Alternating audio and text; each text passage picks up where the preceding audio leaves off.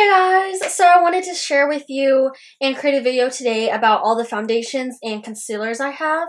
I'm really excited to share with you this lineup because as you may know or as you may not know, I did a huge declutter and a huge no buy for the past 2 years. So I really haven't bought much, if anything, in the past 2 years of makeup related things. So I wanted to show you what I've cut back and what I actually have in my collection that I absolutely love and would actually use on a day-to-day basis and actually spend my money on. So I have concealers and foundations here. I've got through so many throughout the years and I finally have picked out my favorites that work the best on my skin, my oily and acne prone skin, as well as brown girl friendly. Oh, and before I get started, I do have a lot of high-end, why did I say it like that? I do not have an accent. I do have a lot of high-end and drugstore products here, so I have the best of the best because I love spending and splurging a little bit on makeup, but I also do love me a good drugstore product too. Yeah, like I mentioned, I got through a lot of my foundations in the past couple years. I gave them away or threw them away. I do and am looking at one particularly in here that I don't like anymore, so I'm going to be tossing that pretty soon, probably after this video. And then a few that I haven't tried that much that I want to try a little bit longer to see if I toss them or not. If you want to see an old foundation collection of what I used to have, I'll have that link down below. I can't even remember when that's from. I think it's from 2019 or something, so I think that's funny. But also I do have a lot of like foundation reviews on my channel that you can check out of how they worked or didn't work on my skin. I did want to mention one that I did get through, and I can show you right here.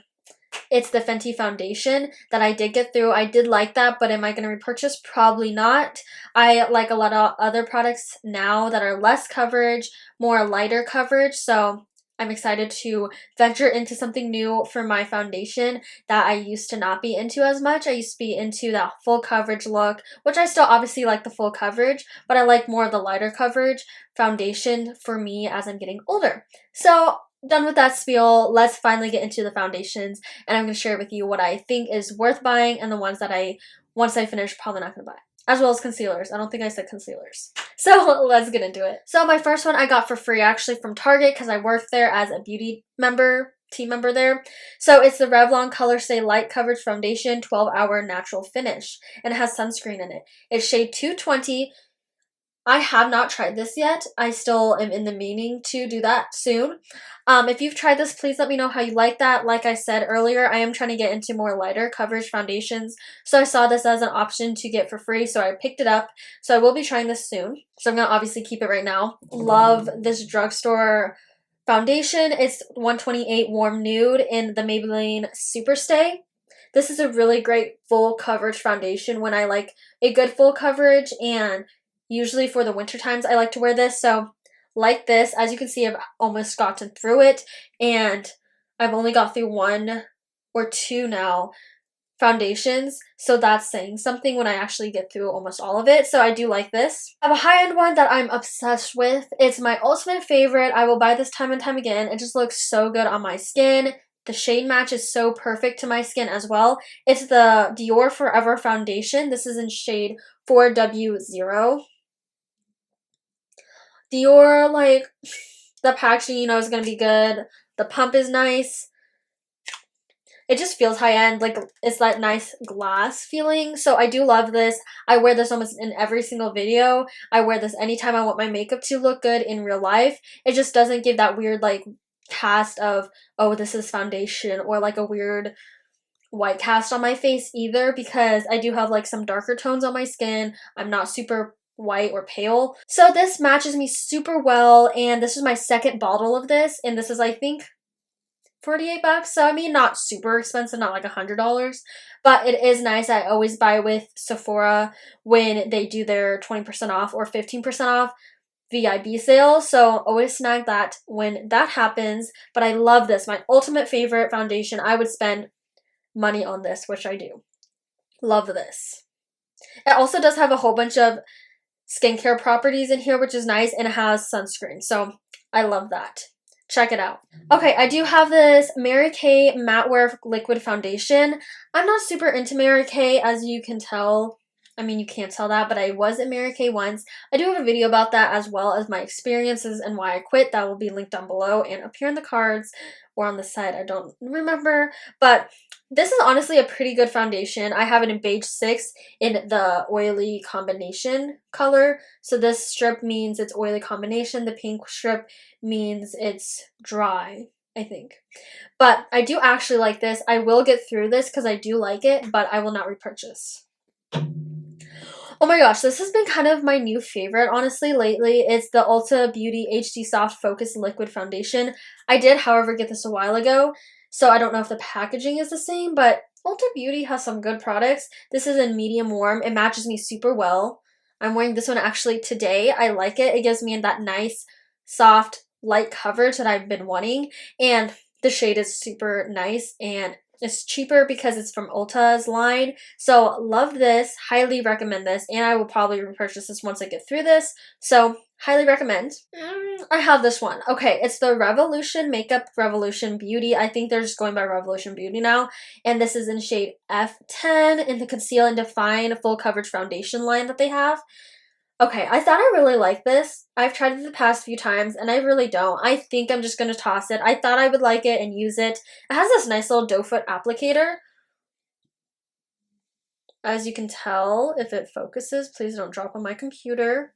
Yeah, it has this nice doe foot applicator, which I do like, but just it's so heavy for me, and I don't know, it just looks weird on my skin, so I'm just gonna toss it. I don't like it. I tried the concealer from them though, and I however do really like that. It's a nice full coverage, non-creasy concealer, but I don't really like the foundation. I'm not gonna buy this again, and I'm probably not even gonna finish it, which says a lot because I have this weird, I think, ADHD where I just feel like I need to fully finish a foundation because I spent money on this. I don't want to waste it, but I think I'm just going to toss this, and that says a lot. Okay, I do have this Revlon Candid Photo Ready Foundation. It's in 310. I do like this. It's called Butterscotch. That's the shade. I do like this. This is nice for traveling. However, I haven't tried it in a while, but when I did use it, I liked it. So I'm going to try it again a few times to see if it's going to be cut off the list, like I said with this Revlon one. So I will be trying these soon for my actual full preferences on them.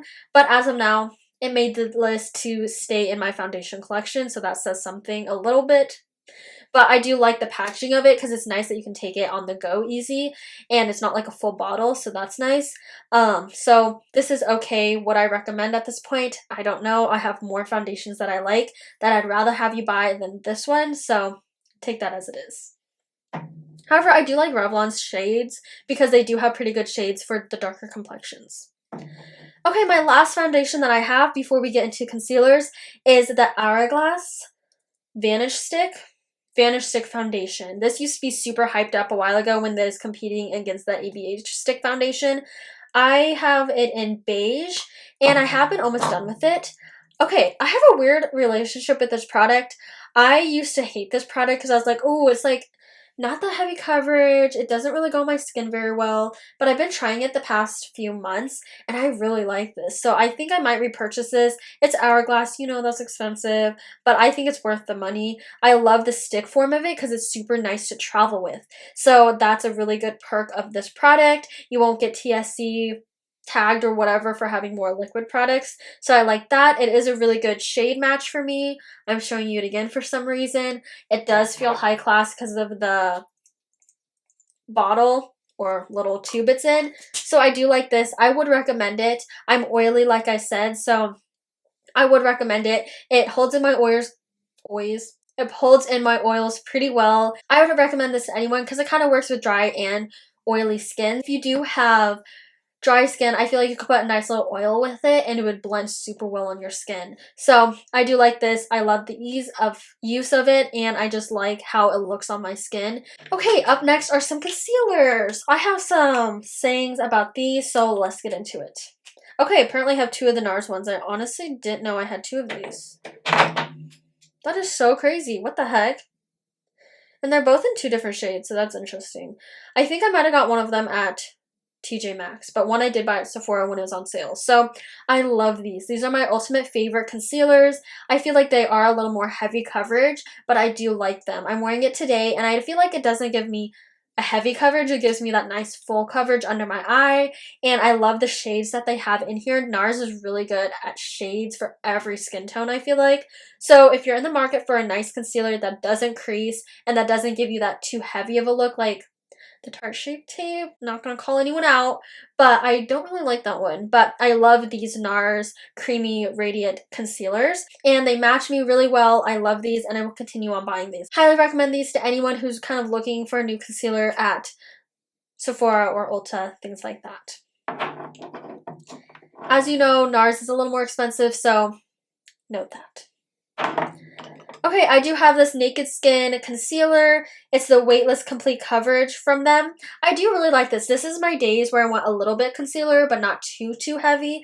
I love this. It blends so well. It's nice and light. I love the shades that they have. So highly recommend this if you're in the market for a concealer that's a little bit lighter than that Nars ones I just mentioned. So highly recommend this. I have this one in shade Medium Light. I have these in Macadamia and Custard. And then I have two more here. I have the NYX Can't Stop Won't Stop Concealer. NYX slays the game, if slaying is even a word anymore. But it's so good. If you're looking for a complexion product, especially concealers and foundations, NYX is where it's at. There hasn't been a concealer that I've tried that I haven't liked before from them. Obviously, NYX is from the drugstore, so you can get coupons off them. You can get them cheaper than the high-end ones. So I highly recommend these if you're in the market for a concealer that's going to do the work. This is a really nice heavy coverage. I like also the HD one. I would compare that HD one to my Naked Skin one, and then I would compare this Can't Stop Won't Stop a little bit more to the NARS one.